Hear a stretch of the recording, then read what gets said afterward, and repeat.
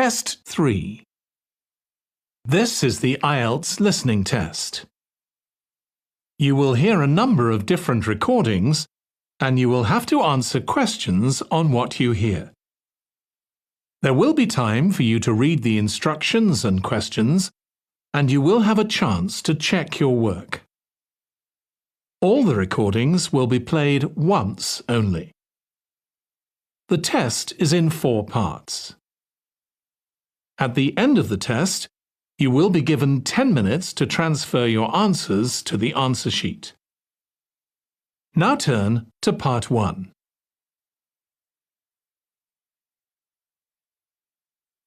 Part 1. You will hear a woman who works at an employment agency talking to a man about jobs he could apply for. First, you have some time to look at questions 1 to 5.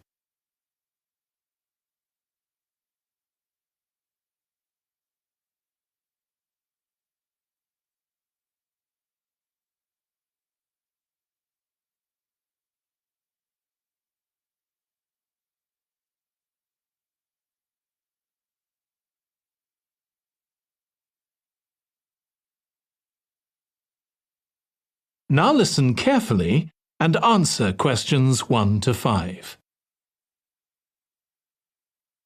Good morning. Thanks for coming in to see us here at the agency, Joe. I'm one of the agency representatives and my name's Sally Baker. Hi, Sally. I think we spoke on the phone, didn't we? That's right, we did. So thank you for sending in your CV. We've had quite a careful look at it, and I think we have 2 jobs that might be suitable for you. OK. The first one is in a company based in North London. They're looking for an administrative assistant. OK. What sort of company is it? They're called Home Solutions, and they design and make furniture. Oh, I don't know much about that, but it sounds interesting. Yes, well, as I said, they want someone in their office, and looking at your past experience, it does look as if you fit quite a few of the requirements. So on your CV it appears you've done some data entry? Yes. So that's one skill they want. Then they expect the person they appoint to attend meetings and take notes there. OK. I've done that before, yes. And you need to be able to cope with general admin. Filing and keeping records and so on. That should be OK. And in my last job, I also had to manage the diary. Excellent. That's something they want here too. I'd suggest you add it to your CV. I don't think you mentioned that, did you? No. So, as far as the requirements go, they want good computer skills, of course, and they particularly mention spreadsheets. That should be fine. And interpersonal skills, which would be something they'd check with your references. I think that should be OK, yes. Then they mention that they want someone who is careful and takes care with details. Just looking at your CV, I'd say you're probably all right there. I think so, yes. Do they want any special experience? I think they wanted some experience of teleconferencing. Oh, I've got 3 years' experience of that. Let's see. Yes, good. In fact, they're only asking for at least 1 year, so that's great. So is that something that might interest you? It is, yes. The only thing is, you said they were in North London, so it would be quite a long commute for me. OK. Before you hear the rest of the conversation, you have some time to look at questions 6 to 10.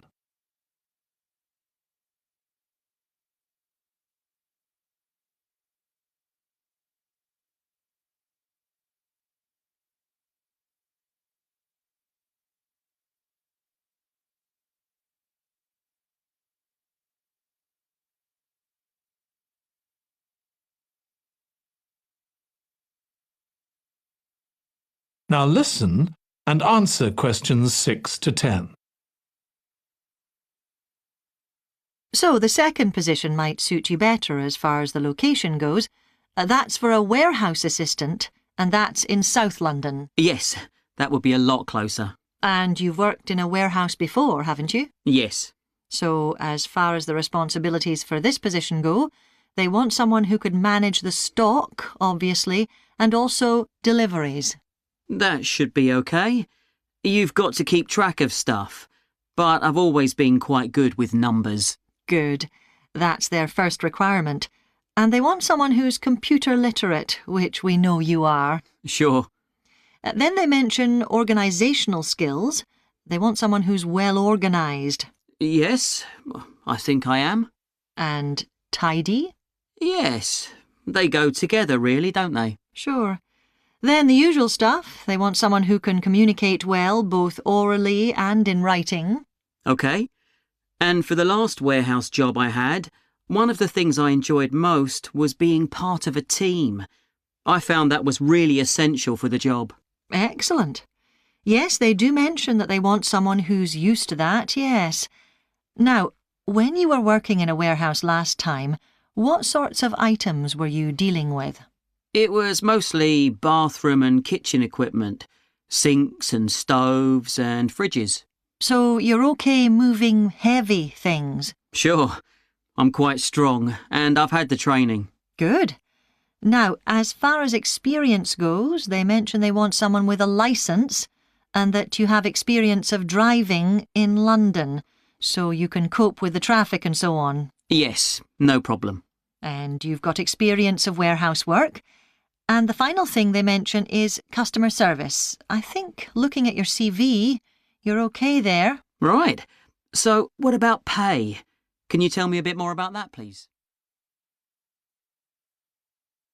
That is the end of part 1. You now have 1 minute to check your answers to part 1.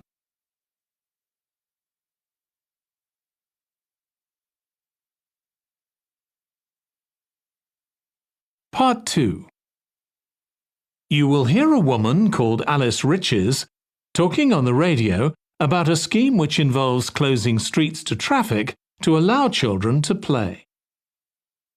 First, you have some time to look at questions 11 to 16.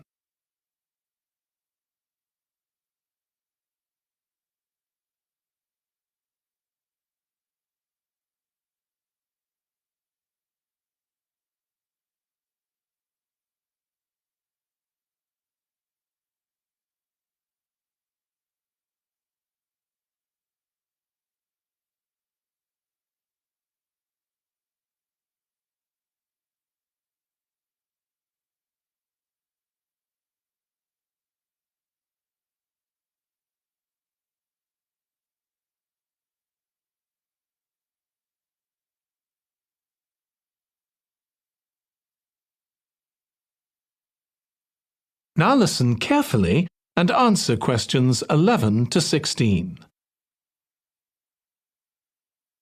My guest on the show today is Alice Riches, who started the street play scheme where she lives in Beechwood Road. For those of you that don't already know, street play involves local residents closing off their street for a few hours so that children have a chance to play in the streets safely. She started it in her own street, Beechwood Road, and the idea caught on. And there are now street play schemes all over the city. So when did you actually start the scheme, Alice? Well, I first had the idea when my oldest child was still a toddler.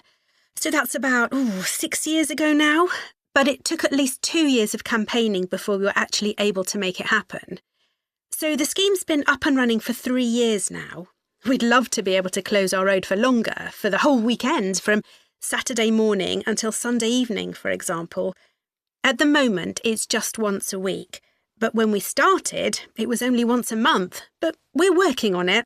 So what actually happens when Beechwood Road is closed? We have volunteer wardens, mostly parents, but some elderly residents too, who block off our road at either end. The council have provided special signs, but there's always a volunteer there to explain what's happening to any motorists. Generally, they're fine about it. We've only had to get the police involved once or twice. Now, I should explain that the road isn't completely closed to cars, but only residents' cars are allowed. If people really need to get in or out of Beechwood Road, It's not a problem as long as they drive at under 20 kilometres per hour. But most people just decide not to use their cars during this time, or they park in another street. The wardens are only there to stop through traffic. So, can anyone apply to get involved in street play? Absolutely. We want to include all kids in the city, especially those who live on busy roads. It's here that demand is greatest. Obviously, there isn't such demand in wealthier areas where the children have access to parks or large gardens, or in the suburbs where there are usually more places for children to play outside. I'd recommend that anyone listening who likes the idea should just give it a go. We've been surprised by the positive reaction of residents all over the city, and that's not just parents. There are always a few who complain, but they're a tiny minority. On the whole, everyone is very supportive and say they're very happy to see children out on the street, even if it does get quite noisy. Before you hear the rest of the conversation, you have some time to look at questions 17 to 20.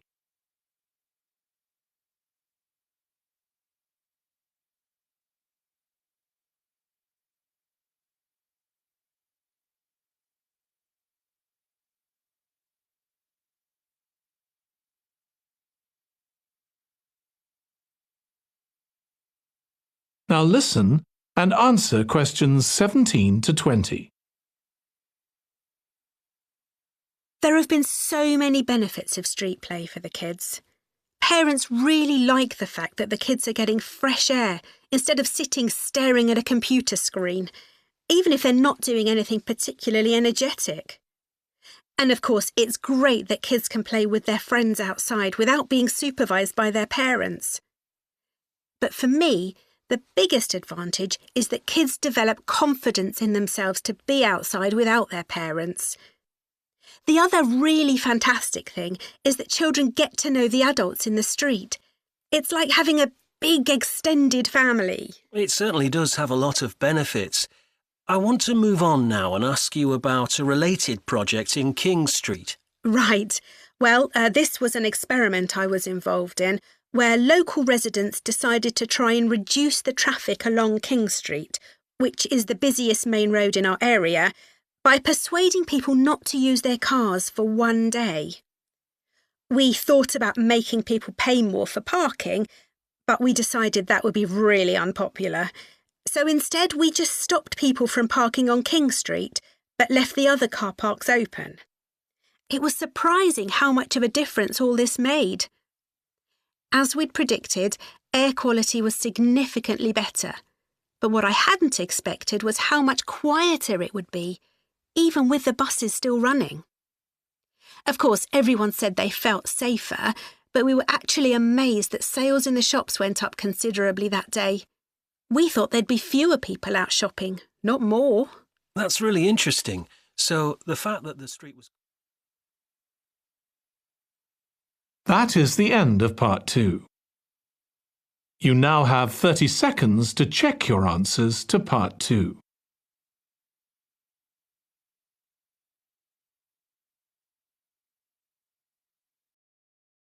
Part 3. You will hear two students, called Hazel and Tom, talking about Hazel's Media Studies assignment. First, you have some time to look at questions 21 to 26.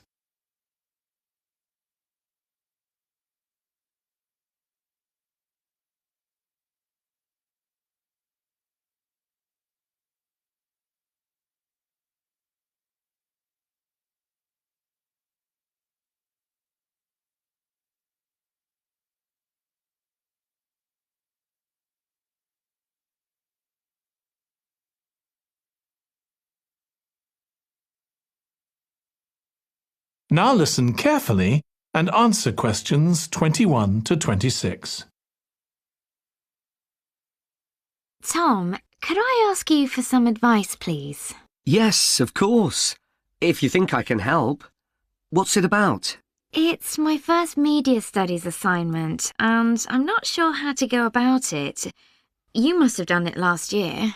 Is that the one comparing the coverage of a particular story in a range of newspapers? That's right. Oh, yes.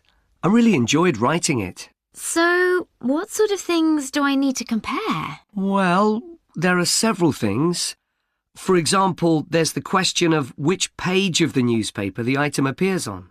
You mean because there's a big difference between having it on the front page and the bottom of page 10, for instance? Exactly. And that shows how important the editor thinks the story is. Then there's the size, how many column inches the story is given, how many columns it spreads over. And I suppose that includes the headline. It certainly does. It's all part of attracting the reader's attention. What about graphics? Whether there's anything visual in addition to the text? Yes, you need to consider those too, because they can have a big effect on the reader's understanding of the story, sometimes a bigger effect than the text itself. Then you'll need to look at how the item is put together. What structure is it given? Bear in mind that not many people read beyond the first paragraph. So what has the journalist put at the beginning? And if, say, there are conflicting opinions about something, does one appear near the end where people probably won't read it? And newspapers sometimes give wrong or misleading information, don't they? Either deliberately or by accident. Should I be looking at that too? Yes, if you can. Compare what's in different versions, and as far as possible, try and work out what's true and what isn't. And that relates to a very important point. What's the writer's purpose? Or at least the most important one, if they have several. It may seem to be to inform the public, but often it's that they want to create fear or controversy, or to make somebody look ridiculous. Gosh, I see what you mean. And I suppose the writer may make assumptions about the reader. That's right. About their knowledge of the subject, their attitudes, and their level of education, which means writing so that the readers understand without feeling patronised. All of that will make a difference to how the story is presented. Before you hear the rest of the discussion, you have some time to look at questions 27 to 30.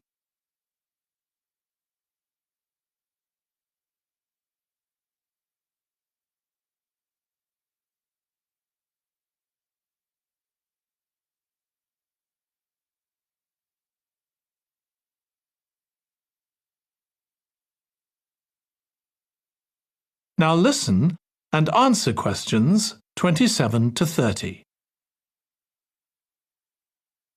Does it matter what type of story I write about? No. National or international politics, the arts, anything, as long as it's covered in 2 or 3 newspapers. Though, of course, it'll be easier and more fun if it's something you're interested in and know something about. And on that basis, a national news item would be worth analysing. I'm quite keen on politics, so I'll try and find a suitable topic. What did you choose for your analysis, Tom? I was interested in how newspapers express their opinions explicitly. So I wanted to compare editorials in different papers, but when I started looking, I couldn't find 2 on the same topic that I felt like analysing. In that case, I won't even bother to look. So in the end, I chose a human interest story, a terribly emotional story about a young girl who was very ill, and lots of other people, mostly strangers, raised money so she could go abroad for treatment. Actually, I was surprised. Some papers just wrote about how wonderful everyone was, but others considered the broader picture, like why treatment wasn't available here. I usually find stories like that raise quite strong feelings in me. I'll avoid that. Perhaps I'll choose an arts topic, like different reviews of a film or something about funding for the arts. I'll think about that. Yes, that might be interesting. OK, well, thanks a lot for your help, Tom. It's been really useful. You're welcome. Good luck with the assignment, Hazel.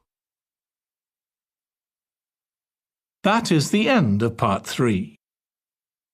You now have 30 seconds to check your answers to Part 3.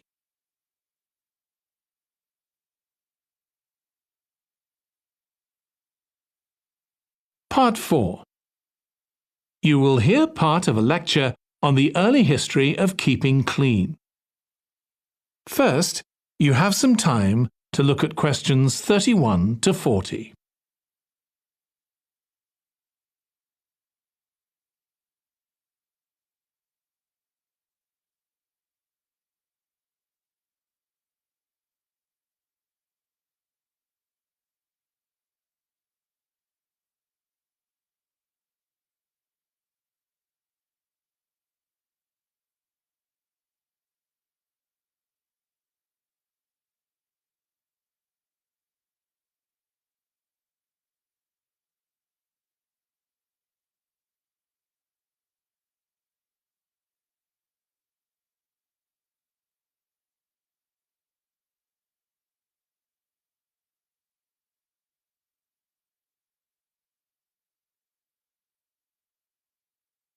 Now listen carefully and answer questions 31 to 40. Nowadays, we use different products for personal cleanliness, laundry, dishwashing and household cleaning, but this is very much a 20th century development. The origins of cleanliness date back to prehistoric times. Since water is essential for life, the earliest people lived near water and knew something about its cleansing properties, at least that it rinsed mud off their hands. During the excavation of ancient Babylon, evidence was found that soap making was known as early as 2800 BC. Archaeologists discovered cylinders made of clay, with inscriptions on them saying that fats were boiled with ashes. This is a method of making soap, though there's no reference to the purpose of this material. The early Greeks bathed for aesthetic reasons and apparently didn't use soap. Instead, they cleaned their bodies with blocks of sand, pumice and ashes, then anointed themselves with oil and scraped off the oil and dirt with a metal instrument known as a strigil. They also used oil mixed with ashes. Clothes were washed without soap in streams. The ancient Germans and Gauls are also credited with discovering how to make a substance called soap, made of melted animal fat and ashes. They used this mixture to tint their hair red. Soap got its name, according to an ancient Roman legend, from Mount Sapo, where animals were sacrificed, leaving deposits of animal fat. Rain washed these deposits, along with wood ashes, down into the clay soil along the river Tiber.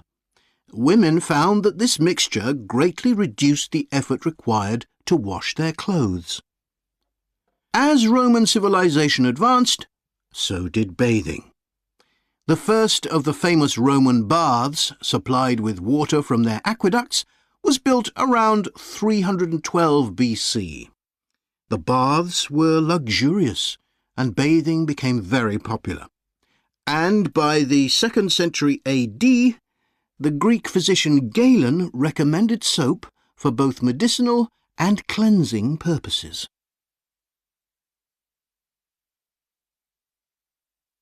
After the fall of Rome in 467 AD, and the resulting decline in bathing habits, much of Europe felt the impact of filth on public health. This lack of personal cleanliness and related unsanitary living conditions were major factors in the outbreaks of disease in the Middle Ages, and especially the Black Death of the 14th century. Nevertheless, soap-making became an established craft in Europe, and associations of soap makers guarded their trade secrets closely. Vegetable and animal oils were used with ashes of plants, along with perfume, apparently for the first time. Gradually, more varieties of soap became available for shaving and shampooing, as well as bathing and laundering.